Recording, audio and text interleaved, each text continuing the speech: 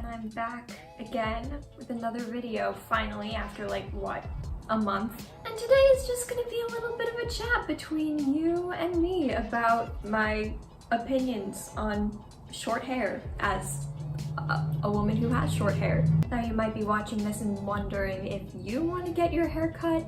You might already have your hair cut and just want to hear my opinions about it. You might just be here because you're curious and want to see what my deal is. Either way, make sure to hit that subscribe button, like this video, and comment with your opinions about short hair. Please, I would love to hear everybody's opinions about short hair. So without further ado, here are, how many things do I have? 3, 4, 5, 6, 7. 7 things I wish I had known before I had gotten my hair cut. Now, let's go. And just to give a little bit of context about where I am with my hair length, I did get it cut short probably about 2 years ago, and since then I have let it grow out and cut it again into this style, which honestly I prefer so much better than the last style, which did look a little bit Karen-ish. So I have gone through it a couple of times. I have styled my hair lots of different ways, and I'm here to dispense my wisdom to you. The first thing that I wish I had known, and I feel like this is the most important, you have to completely relearn how to style your hair. This was especially true with my first big chop. I had absolutely no idea what to do with it. And because I ended up not being such a big fan of that cut, I especially had to play around a lot with seeing if I liked it better curled or straightened, or if I liked having like a bow in the side of it or something like that. Every step of your hair care process, from washing and conditioning to final styling and leave-in products, is going to get completely flipped on your head to make your shortcut look the best that it can. There are people walking outside cause I live in a dorm now. Number 2. It might take you a second for people to recognize you at first. For context, I am just returning to college after probably about a year and a half away due to COVID. And I'll like see people that I recognize on the streets, and sometimes it'll take a second, like, who is this person waving at me? And then they'll realize, oh no, I know who that is. And then they'll be like, oh my gosh, your hair looks so cute.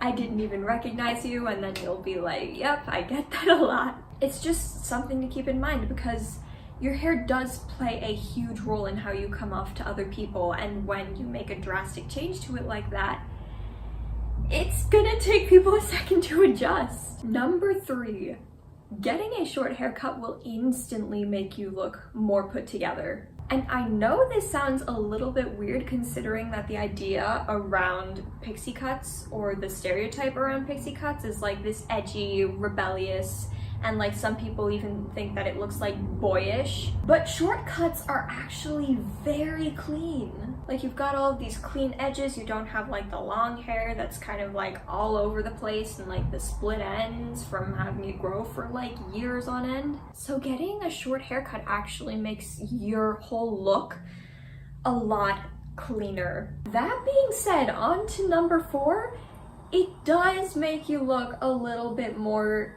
sassy and rebellious, I guess is the term I would use. So if you want that kind of perception of yourself, then feel free and go for it, but just be aware that people will start to see you more like that. Number 5, you will want to invest in so many new hair accessories and jewelry pieces. Now that you have this nice new sort of canvas to work with, you've got like earrings that you can show off, your neck isn't like covered up by your hair, and you're gonna want to show off your jewelry collection. You're also gonna want hair accessories just because it's so fun to just put in like a couple of bobby pins or like a fun little hair clip. I feel like a lot of people tend to say that pixie cuts are kind of like boring and you can't really do much with them, but if you have the right accessories, I believe that there is actually a lot that you can do with pixie cuts. Number 6, you might get a little bit emotional about your hair. This didn't happen to me so much the first time, which is weird, but definitely the second time around with this cut, I just got so emotional about it for no reason. Like, as soon as I got back from the salon, I just like sat down for like an hour and just cried. And I know that a lot of people can think that it's kind of like weird and whiny to like be so emotional about your hair, especially with the current state of the world with like floods and droughts and COVID and just like everything terrible that's going on. But if you really think about it, hair plays a really big role in how you are perceived as a person, especially if you are a woman in a society that associates femininity with long hair and privileges women that have long hair and fit into a more feminine, stereotypically feminine archetype. Not to get on my soapbox here, but I'm just saying that given the societal implications of hair, I think it is perfectly justified to be emotional about any major hair changes that you make. That being said, leading us on to our last point, number 7, you will love cutting your hair short. If not now, then just give it a few days and eventually it will stick onto you. It can be a lot to change something, especially when you consider it to be such a large part of you as a person and your personality.